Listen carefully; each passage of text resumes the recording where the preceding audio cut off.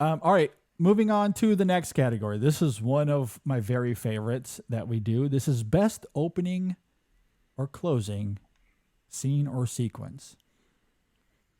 Could be the beginning of a film, could be the end of a film. Mm-hmm. But the way a film opens or closes can obviously have a severe impact on the film's overall quality. So I love that we highlight it. Again, it's one of my favorites. Jay, what do you have as your 5 nominees? Yeah, I always find this to be one of the most stressful set of nominees put together, but also one of the most fun, like you said. So let me just start with 2 where I have both bookends. I have the beginning and the end of Killers of the Flower Moon, the opening credit sequence, which I think is so evocative and visceral and like visually dazzling. And then the Martin Scorsese final radio play scene, which is kind of indicative of everything that he's looking to explore at this point in his career. And the other one that I have bookends for is Oppenheimer, which has the raindrops and then the bomb in the clouds sequences at the end of that film. I also have the awful movie at the end of May December, which is kind of the Tar of 2023. So good. Yeah. I have the 2001 opening of Barbie. Yeah, that's good. And I have the final scene of Past Lives, which has been talked about to death and is just so heartbreaking and evocative. But I'm going to go with the pretty simple opening and closing shots of Oppenheimer, which to me kind of say the dichotomy between those 2 shots, the connectivity is sort of just talking about everything that movie is trying to talk about, and in very simple terms lays out the... Yeah, and Jay has a lot of crossover with myself here, actually. I have the closing sequence in Oppenheimer, the I Believe We Did scene by the lake with Oppenheimer and Einstein. The radio show with Killers of the Flower Moon is definitely there. The It's Getting More Real closing in May, December. I have the staircase closing sequence in The Zone of Interest. And a scene that it's played in my head way too many times. And for an opening sequence, I mean, there's no better opening sequence than the opening meal being prepared in The Taste of Things. Yeah, that's very and good. Yeah, you cannot watch that on an empty stomach. If you do, you will be rushed to the hospital, and they'll need to give you nourishment. But I'm going with the radio show in Killers of the Flower Moon.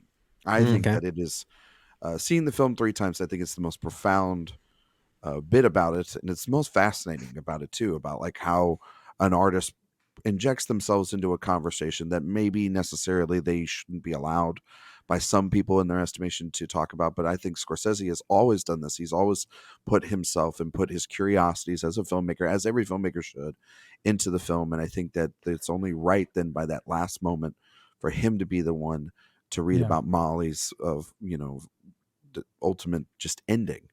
And then that isn't the end of it. And that's not just the most curious thing, is then it transitions to the Osage now strong and through all of this tragedy. And it's a profound final shot of that aerial. And I've had the pleasure of sitting in a Q&A and listening to Scorsese talk about how that was just on a will of the moment, like spur of the moment sort of thing, where they decided to do it. And when he did it, he was like, that has to be the final shot. There's no question about it. Makes sense. Yeah. And they all kind of broke down on the set. And so, I absolutely love that sequence. Yeah. And I think it's fantastic. One of my scenes of the year. I completely agree. Yeah, it's great. It's great stuff. I feel like I'm the one that always uses this category to talk about something maybe a little bit different. A lot of times we tend to focus on scenes and some of those effective scenes that either bookend a film, begin or end a film, but I like to focus on the credits sequences themselves. So I guess I'm looking at, because I feel like that's an art that we sometimes don't talk enough about, is what the credit sequence is, which is why my nominees here, I've got the opening and closing credits of Eileen, the film Eileen. A film I don't care for, but I like the style of those opening and closing credits. I've got the opening title rise from Evil Dead Rise, a film I don't like at all, but I love that title. Yeah, I like that too. I love the way that literally comes up. The opening flower credits from Master Gardener, I think, are really interesting and evocative. Okay. Really, the opening credit sequence itself for Spider-Man Across the Spider-Verse and how it starts, like 20 to 30 minutes into the film. It just it drops so long. It's got the longest prologue of the entire year. And my last nominee here, I'm a sucker for good nostalgia. I think the nostalgic opening closing credit sequences of Peter Pan and Wendy are very effective. Okay. Yeah, that's another one of those. Do you remember that came out this year? First and last time David Peter Lowry. Pan and Wendy will be mentioned this evening. I don't think even David Lowry remembers that he made that movie. I was so disappointed in that. He was building that one up so much. It's probably the best film he has made yet, and it's not that. Sadly, not that. I think there was potential there, unfortunately.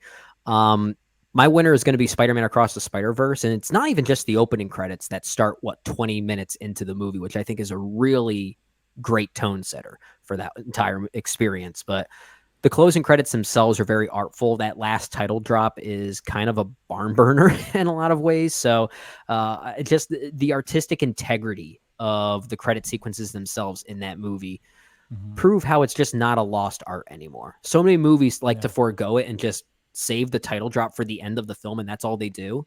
And while it might work for some films, I like when movies kind of take charge and do something creative with who actually made the movie and really showcase that. So yeah, Spider-Man Across the Spider-Verse, I think, is really inventive in that regard.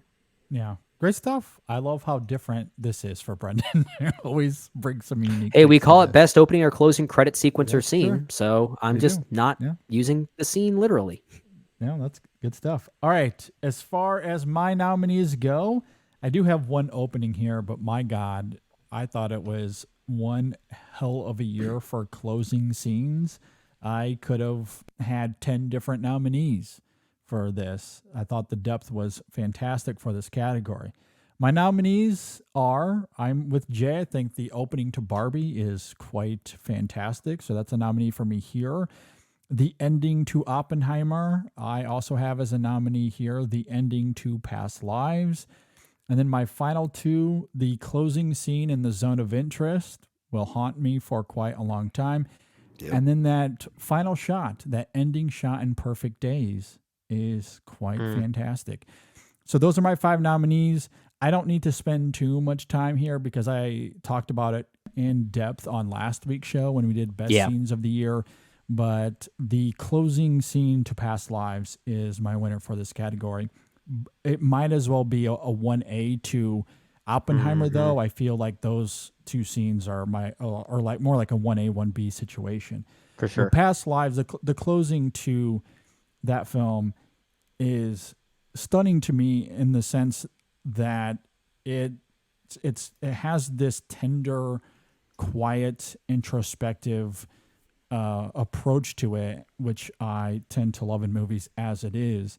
But I do love the verbal exchanges there between Nora and Hae-sung. You have these two characters that have had to confront the reality of their lives as it relates to the both of them and what their relationship is. And they have to find some closure despite them arguably not being willing participants, which is what I love so much about The Cut. I talked about that last week. There's an edit that Celine Song has here where we go back to them as children, where they're equally not willing participants in them separating.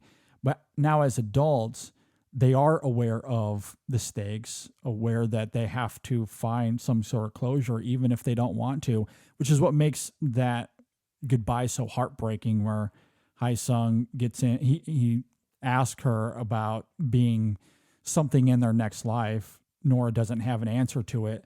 She's just like, I don't know. And he leaves and she walks away, and you see her start to unravel there in front of her husband. Like that added element, I just think adds a sophistication and a vulnerability to the character that is astonishing to me. I absolutely love it. So the ending to Past Lives, we'll soon not forget. JD, you have to stop talking about it because I'm going to start crying because I'm visualizing it in my head. I'm so sorry. I can't do it. I've cried way too much this year at these movies. I know. And that's such a beautiful moment in that. Cry, baby. Gorgeous. And, hey, you know what? Grown men, real men cry in movies. Make that a shirt. That'll be a new shirt for us. Yeah. I'm getting a lot of shirts. I better get some money off of this. Yeah.